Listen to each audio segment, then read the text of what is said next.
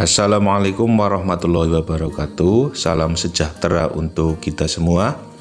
Yang saya hormati Bapak Ibu wali murid kelas 8, para siswa kelas 8, atau mungkin juga siswa kelas 7 dan kelas 9 yang berbahagia. Pada video kali ini, coba saya sajikan rangkuman tentang sosialisasi asesmen nasional SMP Negeri 1 Kaligondang tahun pelajaran 2021-2022. Kegiatan sosialisasi sudah dilaksanakan pada hari Senin tanggal 16 Agustus 2021.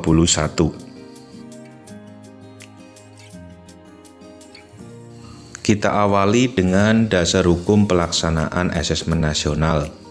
Dasar hukum merupakan sesuatu pedoman ataupun dasar bagi instansi pemerintah untuk menjalankan kegiatannya.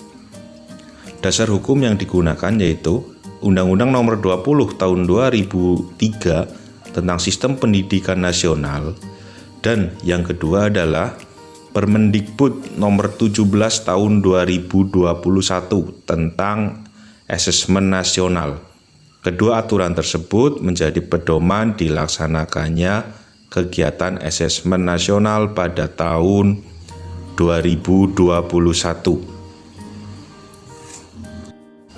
Prosedur pelaksanaan kegiatan sementara mengacu pada dasar hukum tersebut dan ada kemungkinan di kemudian hari mengalami tambahan ataupun perubahan tergantung nanti dari situasi dan kondisi.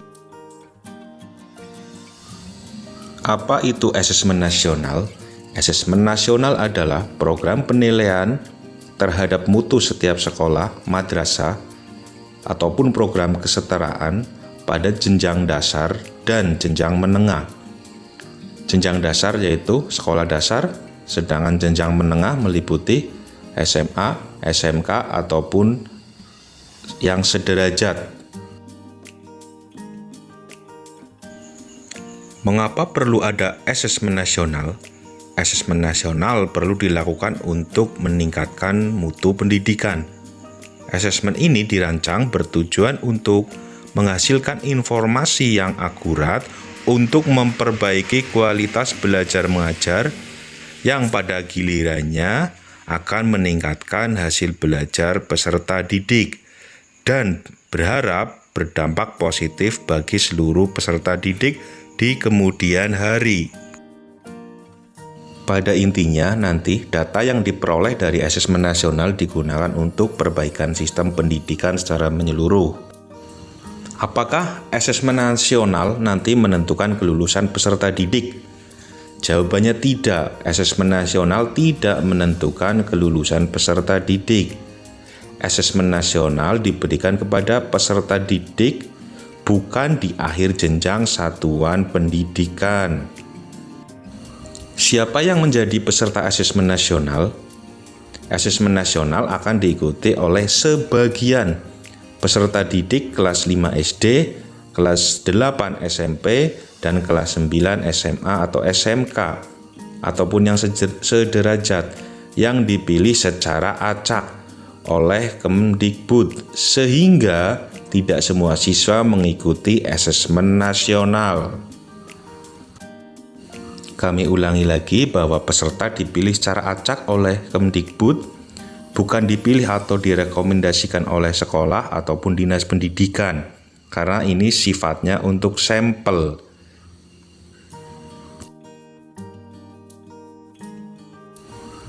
Untuk jenjang SMP akan diikuti oleh 45 peserta utama dan 5 peserta cadangan.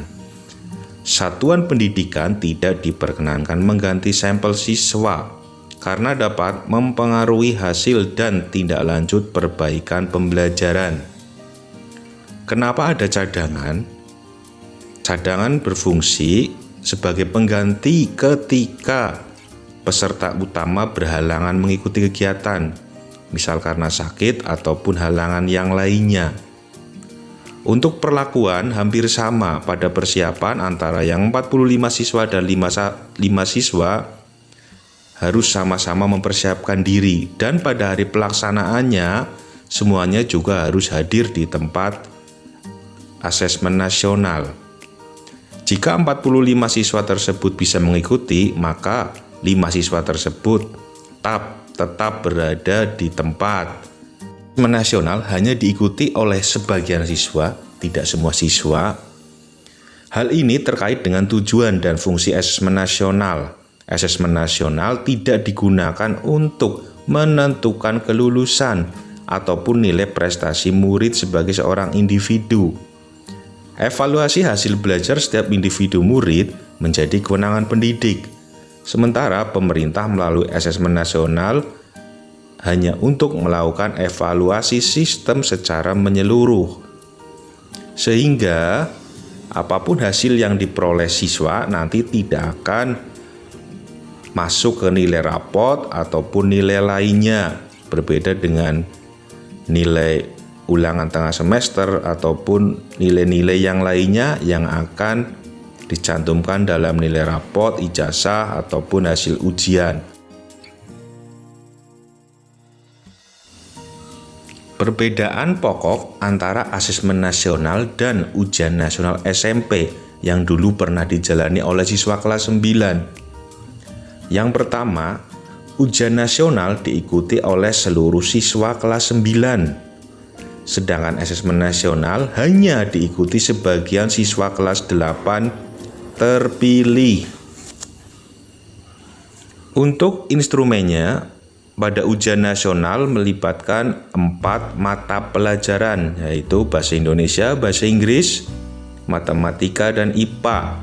Sedangkan pada asesmen nasional bukan berdasar 4 mata pelajaran, tetapi meliputi materi literasi membaca dan materi literasi numerasi, ada survei karakter, dan ada survei lingkungan belajar.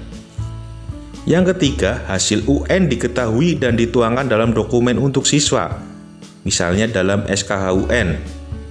Tetapi pada hasil asesmen nasional tidak diberikan data pribadi kepada siswa. Hasilnya hanya sebagai bahan evaluasi sistem pendidikan secara nasional kedepannya untuk menentukan langkah perbaikan di sekolah ataupun secara sistem keseluruhan.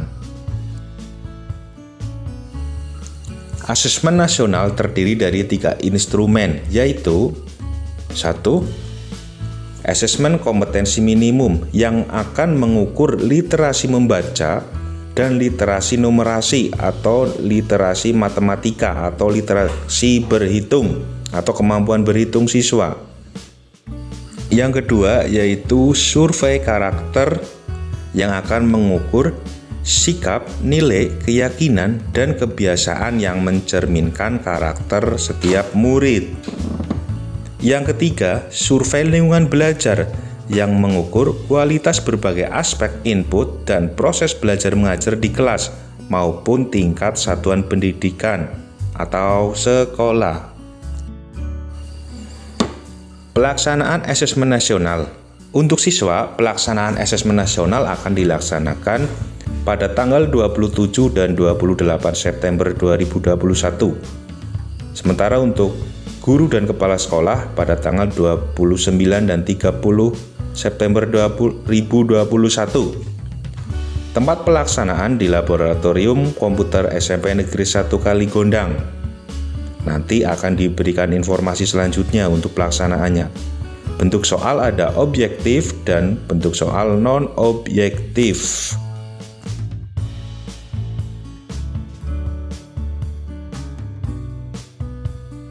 Untuk durasi waktunya, pada tingkat SMP, tes literasi membaca adalah 90 menit dan survei karakter 30 menit, itu dilaksanakan pada hari ke-1.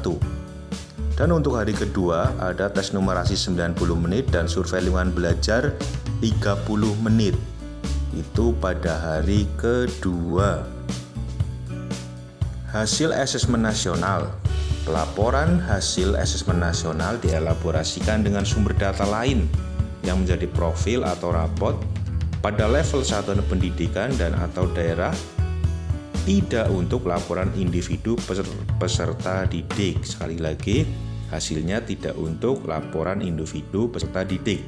Jadi apapun hasil dari asesmen nasional digunakan untuk perbaikan dari sistem pendidikan di Indonesia. Terima kasih telah menyimak sedikit video tentang asesmen nasional. Semoga bisa menjadi gambaran tentang kegiatan asesmen nasional untuk kita semua. Wassalamualaikum warahmatullahi wabarakatuh.